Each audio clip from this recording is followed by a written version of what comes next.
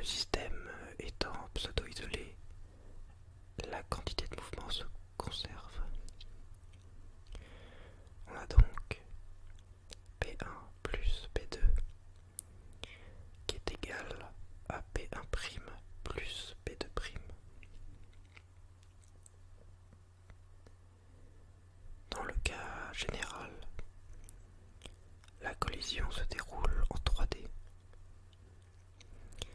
Les deux vecteurs P1 et P2 définissent un plan et P1' et P2' définissent généralement un autre plan.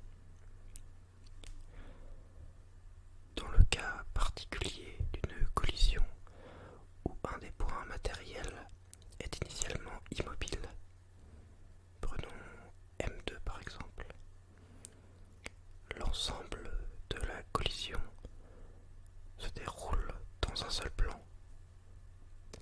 Donc dans ce cas, P2 est égal à 0.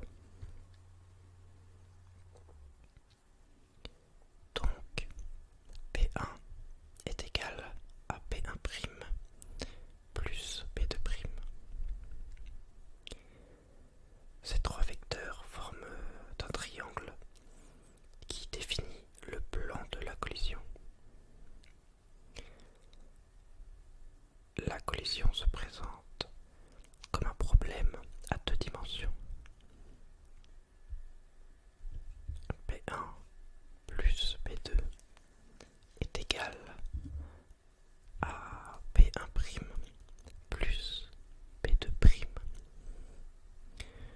ce qui revient à dire M1 V1 plus M2 V2 est égal à M1 V1' plus M2 V2',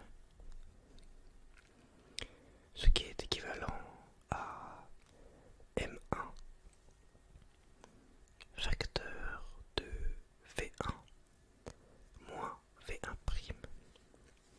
est égal à moins 2 facteur de V2 moins V2'. Les masses M1 et M2 ainsi que les vitesses V1 et V2 sont connues.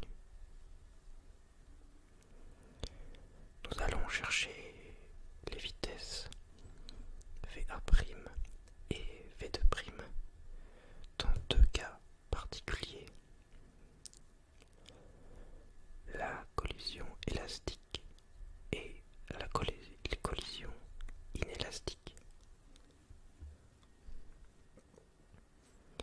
Commençons par la collision élastique. Ce sont des collisions qui se déroulent avec conservation de l'énergie cinétique, c'est-à-dire un demi de M1 V1 au carré plus un demi de M2 V2 au carré est égal à un demi M1 V1'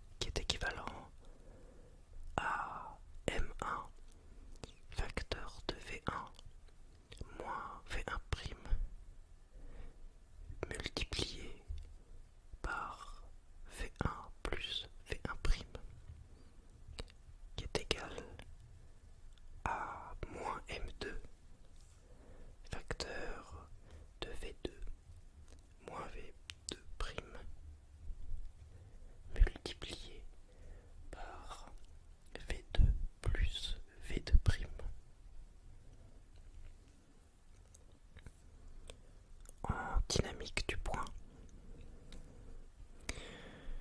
Il n'est pas possible de résoudre le système obtenu. En 3D, il y a 6 inconnus et 4 équations. En 2D, il y a 4 inconnus et 3 équations. Cas particulier d'une collision directe où tout se déroule sur le même axe, toutes les vitesses sont collinéaires. On a alors, en projection sur cet axe, M1 facteur de V1 moins V1' est égal à moins M2 facteur de V2 moins V2', ce qui est équivalent à M1 facteur de V1 moins V1' multiplié par V1 plus V1' égale à moins M2 facteur de V2 moins V2' multiplié par V2 plus V2'. En divisant la seconde équation par la première, on obtient V1 plus V1' est égal à V2 plus V2'. On résout donc le système moins M1 sur M2 facteur de V1 moins V1' est égal à V2 moins V2'. Et V1 plus V1' qui est égal à V2 plus V2'.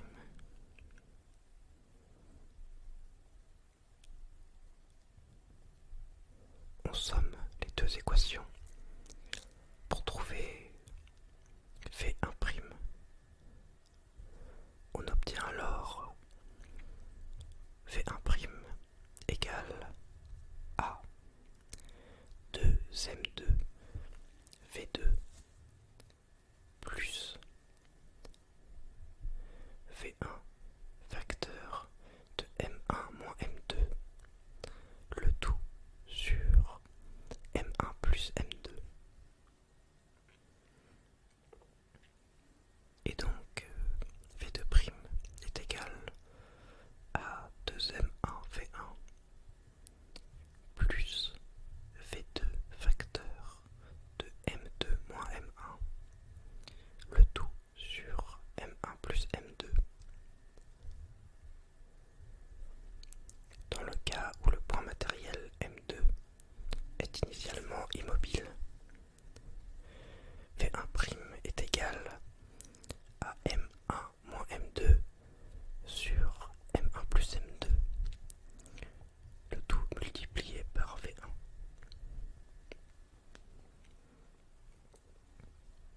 Et V2' est égal à 2m1 sur M1 plus M2, le tout multiplié par